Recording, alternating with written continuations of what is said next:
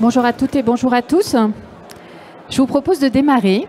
On aura certainement quelques participants qui nous rejoindront en cours de session, mais on a 45 minutes tout juste pour parler d'un sujet extrêmement important et qui réunit tous aujourd'hui, qui est comment adresser en fait la problématique de l'errance diagnostique grâce à l'utilisation des données de santé et de l'intelligence artificielle.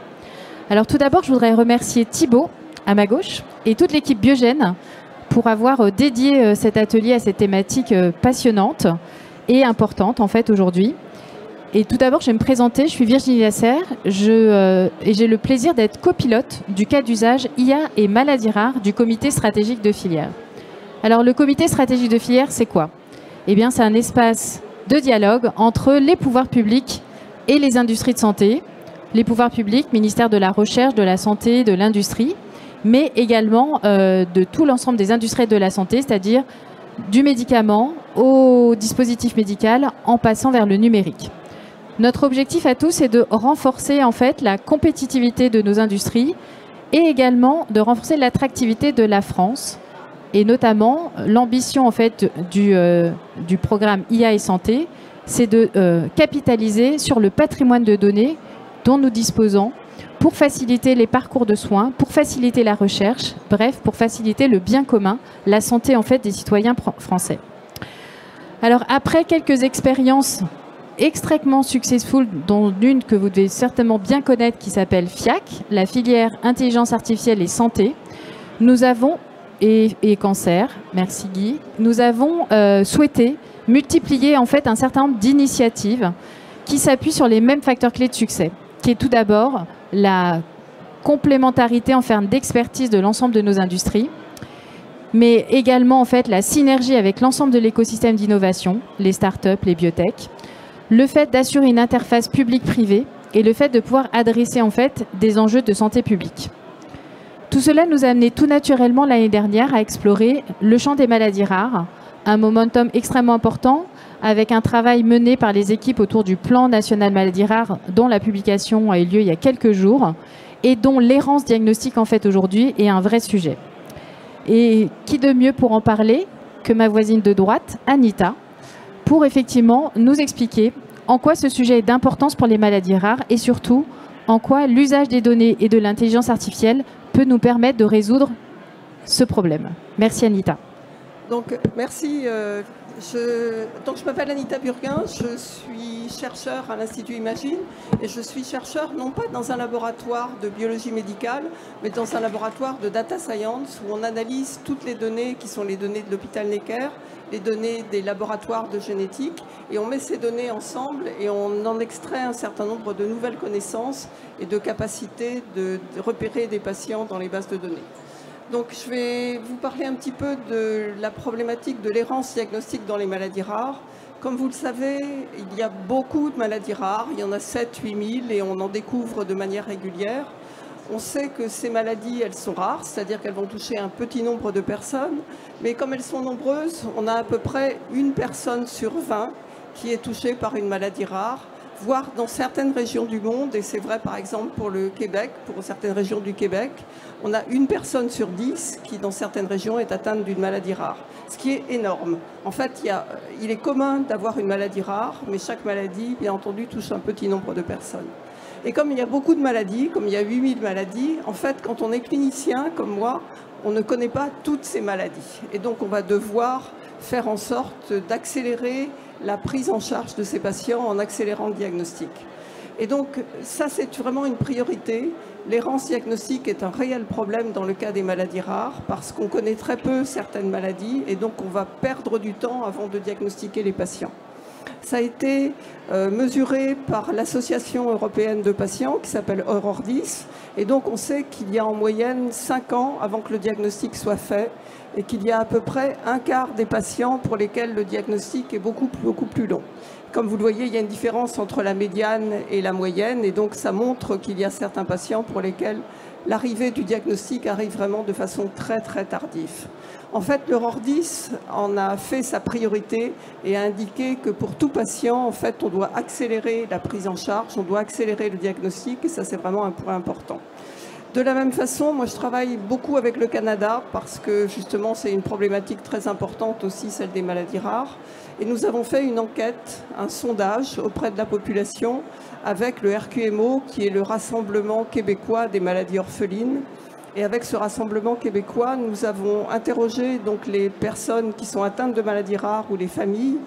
Et 96% de ces personnes nous ont indiqué que leur priorité, la priorité des priorités, c'était de réduire l'errance diagnostique, c'était d'accélérer le diagnostic. Donc c'est vraiment, je pense que c'est notre priorité aujourd'hui, c'est quelque chose qu'on doit adresser de manière fondamentale, immédiate aujourd'hui sur les maladies rares.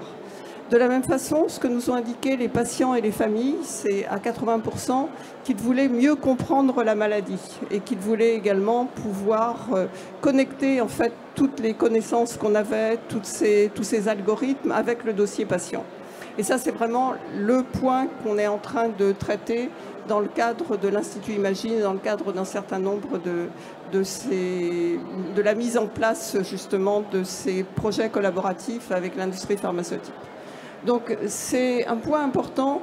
Ce que nous disent aussi les patients, c'est qu'ils sont d'accord pour partager leurs données parce qu'ils cherchent, ils attendent en fait un traitement, ils attendent pour certains un diagnostic. Et dans ce cas-là, partager les données au niveau international, partager les données de manière large au sein d'une maladie, mais aussi entre les maladies, c'est vraiment un point crucial. Donc on va parler un petit peu de la façon dont on peut mettre en place des systèmes d'information qui nous permettent d'adresser tout ça en même temps. Alors si on veut réduire l'errance diagnostique, en même temps qu'on améliore la connaissance des maladies et en même temps qu'on fait en sorte de pouvoir connecter tous ces éléments avec le dossier patient, il faut mettre en place ce qu'on appelle depuis déjà longtemps, c'est un terme qui date de 2007, il ne faut quand même pas l'oublier, ce n'est pas quelque chose qui date de l'an dernier ou du moment où on s'est mis à parler beaucoup d'intelligence artificielle. L'Académie médicale de médecine américaine, a donné ce terme à ces systèmes-là qui mélangent le soin et la recherche. Il les a appelés des systèmes de santé apprenants.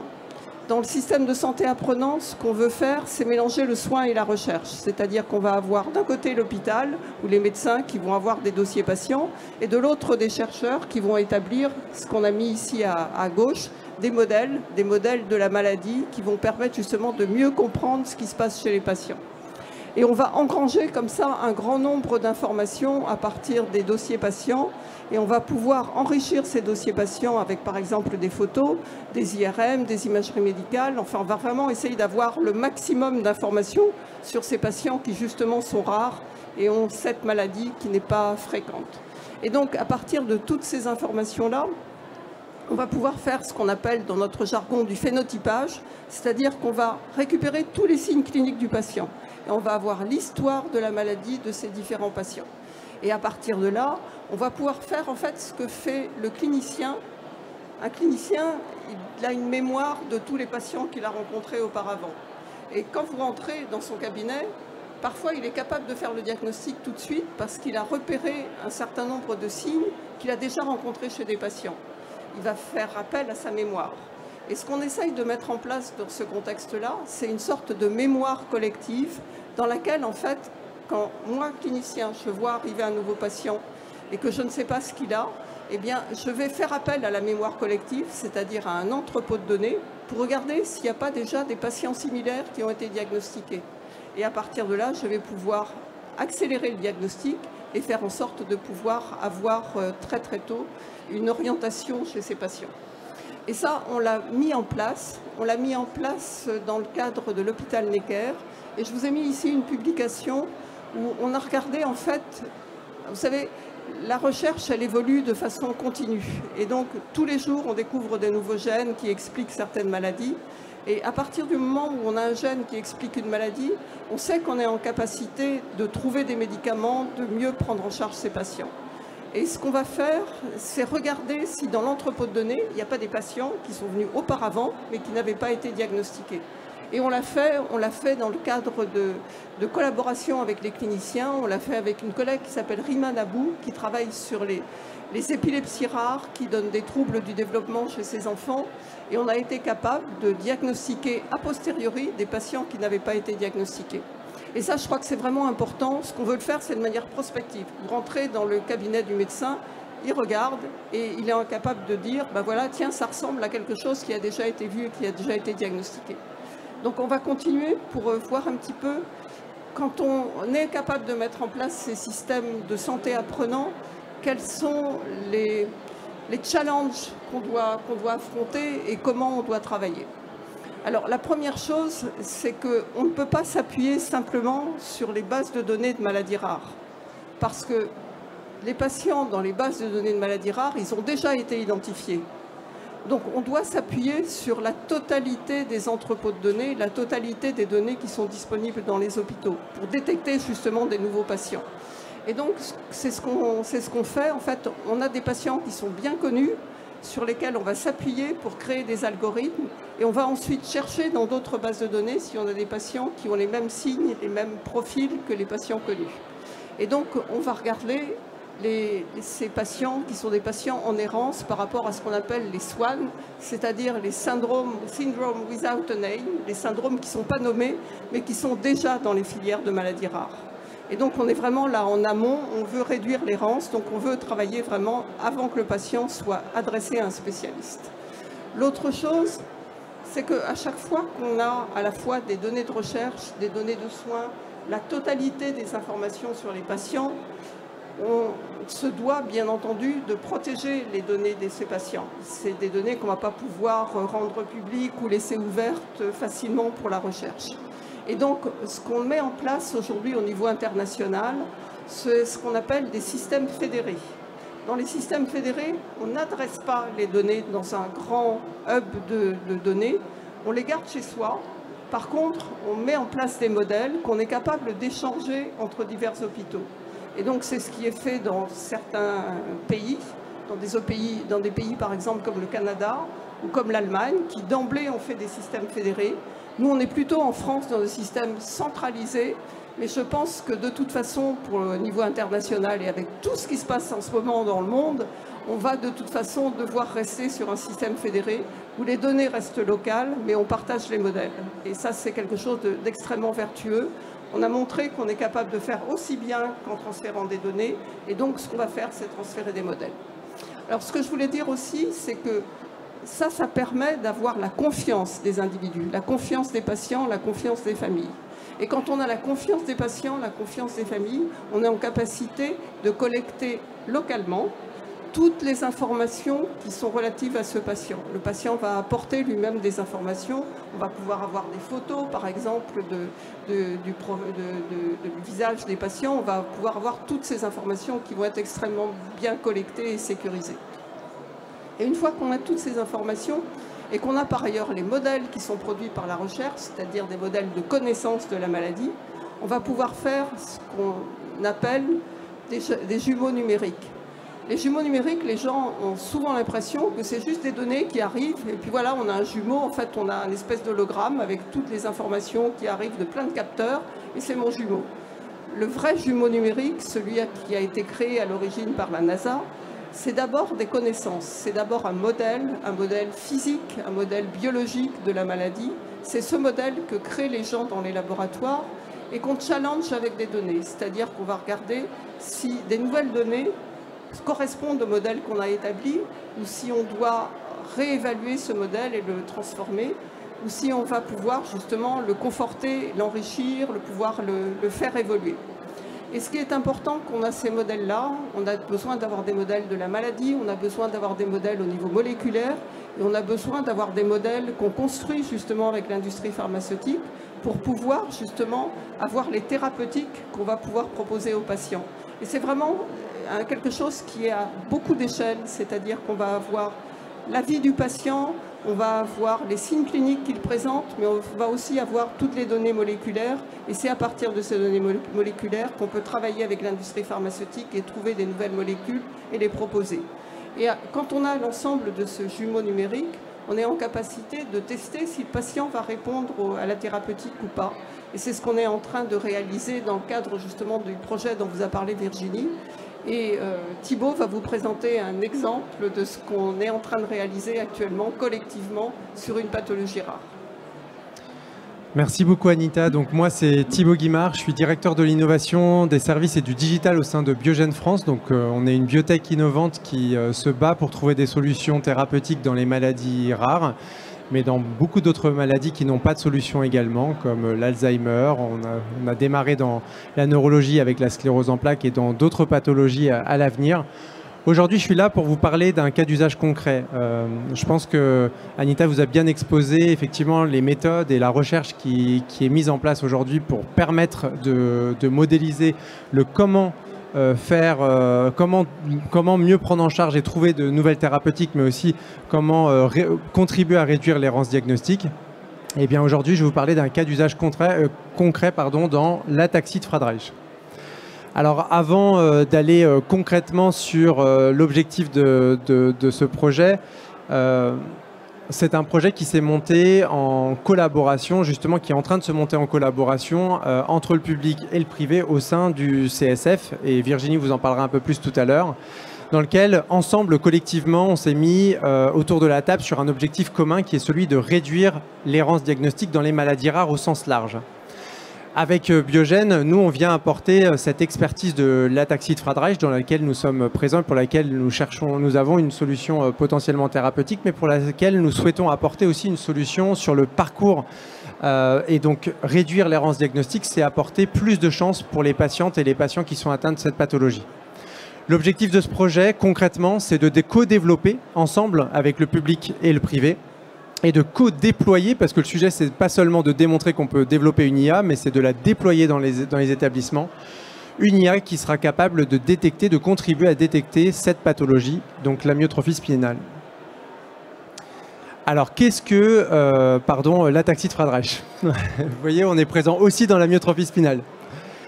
Donc l'ataxie de Friedreich, c'est une maladie neurodégénérative qui est rare et progressive, et comme vous le voyez ici, c'est globalement une pathologie qui va toucher des personnes qui sont très jeunes, pendant l'adolescence.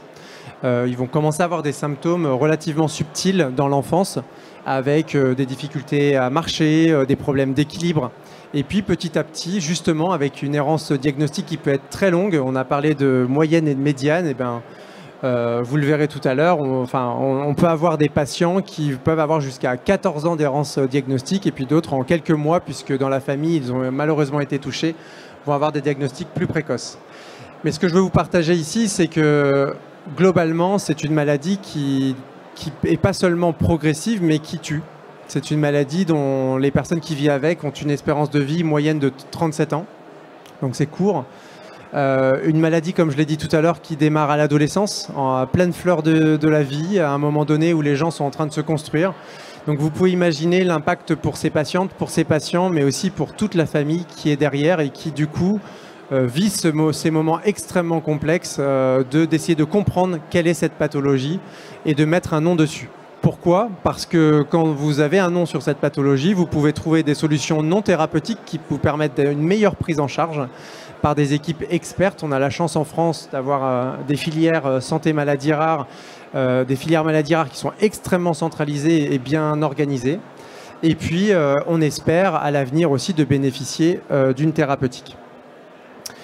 Alors, pour vous présenter pourquoi ce sujet de l'errance diagnostique est important dans cette pathologie et en quoi potentiellement l'intelligence artificielle pourrait y répondre, cette slide qui vous explique à quel point en fait, l'errance est importante, et comme vous le voyez, le nombre de non diagnostiqués est majeur. Alors vous voyez qu'il y a un delta très important, hein, entre 450 et 1367 patients potentiellement non diagnostiqués, puisqu'on a peu de données, hein, on a des données de prévalence avec différentes sources qui vous donnent ce chiffre. Par contre, la seule donnée dont on est sûr, c'est celle que vous voyez ici, avec 912 diagnostiqués. Ces données, elles ne viennent pas de Biogène, elles viennent de la base de données de maladies rares. Donc c'est la BNDMR, la base de données nationale de maladies rares, qui collabore également avec nous au sein du CSF, justement pour nous permettre d'accéder à ces informations, et qui collecte dans le cadre d'activités que nous réalisons avec eux, également des données qui sont structurées, qui pourront être intéressantes dans le cadre de ce projet et ce développement de cette intelligence artificielle.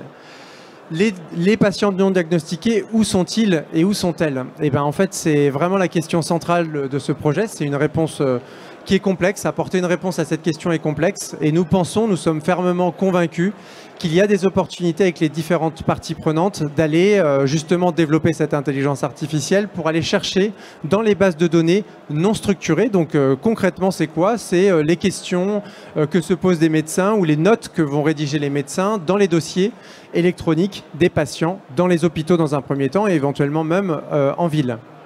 Et donc à partir de ces données, qui, si nous, humains, essayons de les lire, on ne va pas comprendre grand-chose à ces données, et bien avec l'intelligence artificielle, on peut réussir à trouver des patterns dans ces données qui vont être prédictives d'une potentielle ataxie de Friedreich. Donc c'est ça l'enjeu de ce projet. Alors on a déjà identifié dans le cadre de ce projet, de ce cas d'usage, un certain nombre d'étapes. Elles sont plus complexes et plus affinées que celles-ci, mais en tout cas l'idée ici c'est de vous donner une overview, une vue relativement générale des différentes étapes d'un projet de ce type. Donc la première étape, c'est vraiment l'étape d'identification et de structuration des données. Donc ça veut dire aussi travailler avec des experts de la pathologie, avec des chercheurs comme Anita qui ont des expertises particulières dans les maladies rares, et d'aller chercher à la fois où sont les sources de données, mais également avec quels établissements et avec quels partenaires nous allons pouvoir commencer à travailler pour collecter des données non structurées qui ont une forte probabilité d'inclure des patients qui ont une ataxie de Friedreich et ensuite de tester cet algorithme versus éventuellement des données structurées de patients qui ont déjà été diagnostiqués. Ensuite, une stratégie de développement et de collaboration, ça c'est une phase qu'on appellerait dans l'industrie plutôt presque d'appel d'offres, entre guillemets. C'est comment est-ce qu'on met autour de la table les différents acteurs qui souhaitent contribuer, travailler sur ce projet pour concrètement commencer à mettre en place le groupe projet qui va permettre de développer cet algorithme, mais aussi de le tester dans différents établissements et différents hôpitaux. Ensuite, il y a le développement lui-même de l'algorithme qui va se faire avec différentes phases itératives de test et de vérification de la spécificité et de la sensibilité à la pathologie pour pouvoir démontrer effectivement que ce sont bien ces patients qui sont identifiés. Alors, l'ambition derrière ce projet, c'est pas forcément d'avoir un outil de diagnostic. C'est pas ça l'objectif. C'est un outil de screening. L'objectif, c'est vraiment de pouvoir identifier dans une population générale des personnes qui ont une plus forte probabilité d'avoir cette pathologie pour ensuite être redirigés vers les professionnels de santé qui, eux, pourront poser un diagnostic, puisque le diagnostic ne peut être posé, in fine, que par un test génétique. Et vous le voyez par la suite, ça semble être la phase la plus simple de test, de pilote et de déploiement. Mais en fait, c'est vraiment la phase la plus complexe de tous les projets d'IA, qu'ils soient de maladies rares ou autres. Dès qu'on est dans le dispositif médical, entre guillemets, ou dans une solution qui est proche du dispositif médical, à déployer dans les hôpitaux. On en entend beaucoup parler aujourd'hui. On est très heureux d'être ici parce qu'on a aussi une dynamique très positive. Un, autour de l'IA, deux, autour des maladies rares avec le PNMR4 qui a été publié récemment. Et 3, avec le fait qu'on a a priori du budget qui va être fléché sur ce type de problématique. Et donc on espère pouvoir faire en sorte d'avoir autour de la table aussi des acteurs qui vont être vraiment promoteurs de la possibilité de déployer ces IA dans les établissements. Parce que c'est vraiment cette dernière étape qui va permettre d'avoir un impact. Donc voilà ce que j'avais à vous dire aujourd'hui. Biogen essaie vraiment de se concentrer sur cette pathologie et d'amener ce cas d'usage qui a pour objectif de bénéficier à l'ensemble des membres du CSF.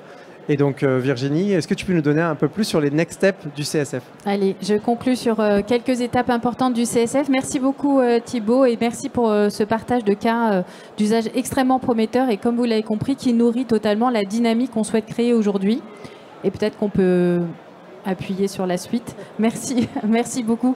Donc vous l'avez compris, on veut stimuler effectivement le tissu du système, enfin de l'écosystème d'innovation aujourd'hui, PME, biotech, start-up, équipe académique, équipe institutionnelle, équipe de recherche, entreprise, bien évidemment avec les patients et les filières en fait aujourd'hui pour pouvoir ensemble contribuer à répondre, en tout cas à apporter une démonstration de la valeur en fait et de la valeur ajoutée de l'utilisation des données et notamment de l'intelligence artificielle pour répondre à cet enjeu d'errance diagnostique.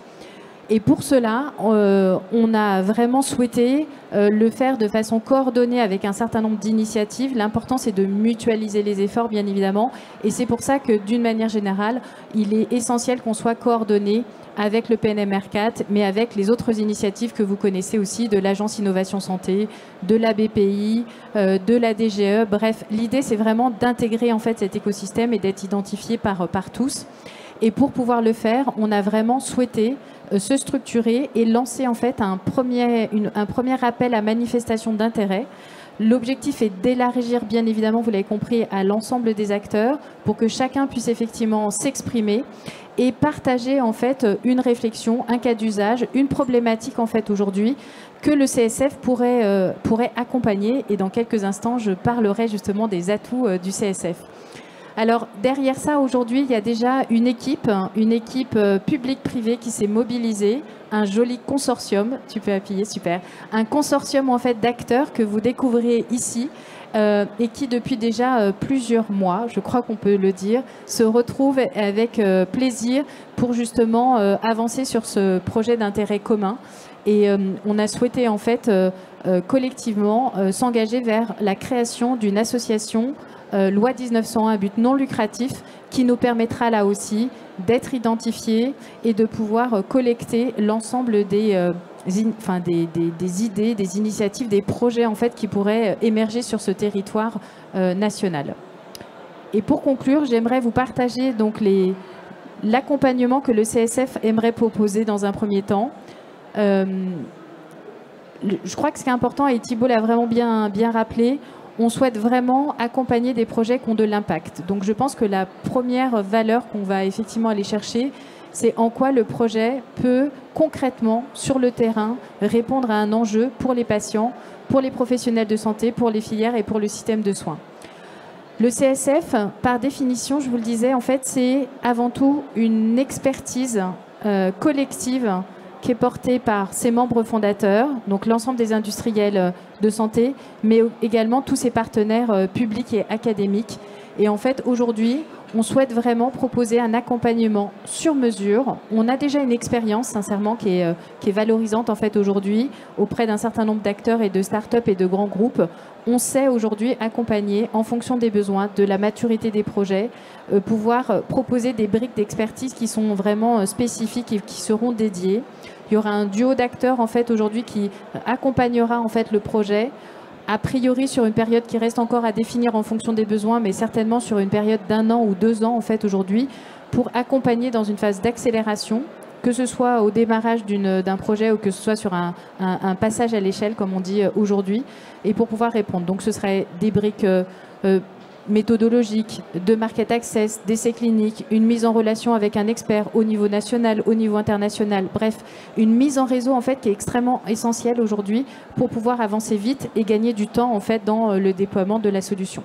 Ça, c'est un premier point qui est important. L'autre, c'est la mise en réseau dont je vous parlais, avec un réseau effectivement d'experts et d'interlocuteurs clés au niveau national, au niveau international, et aussi l'important, bien sûr, le nerf de la guerre, on le sait tous, c'est aussi les financements. Et donc, ce qui est important, c'est qu'on puisse aussi accompagner les projets dans l'identification des meilleurs guichets en fait, de financement qui puissent exister, soit au niveau national, soit au niveau international, et d'accompagner en fait, les porteurs de projets dans justement les critères d'éligibilité en fait, de ces différents financements. Et puis le dernier, the last but not the least, comme on a l'habitude de dire, c'est effectivement tout ce que le CSF peut accompagner pour ses lauréats en termes de visibilité et de communication.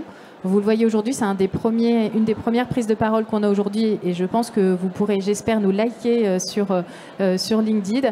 Mais il y a demain encore une prise de parole, après-demain. Bref, on a aujourd'hui une mécanique qui fait qu'on a cette capacité en fait aujourd'hui à pouvoir aussi donner de la visibilité au projet et assurer cette mise en réseau et surtout vous mettre en relation avec les bonnes personnes au bon moment.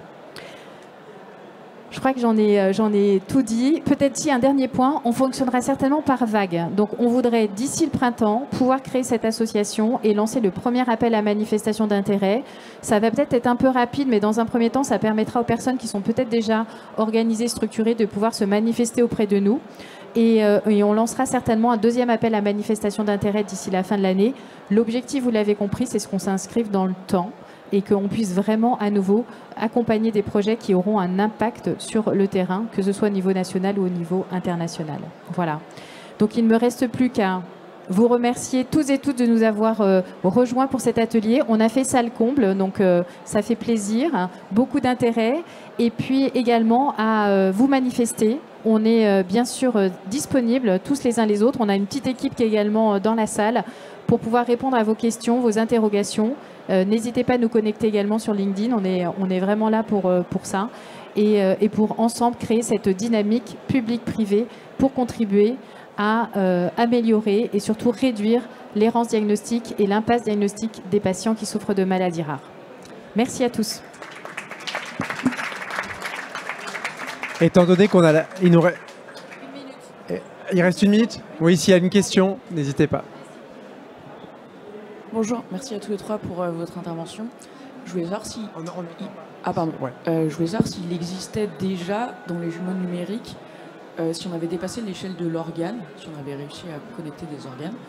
Et une autre question, mais ce sera peut-être pour plus tard, sur le fait que les maladies rares, c'est peut-être le domaine parfait pour le value-based healthcare.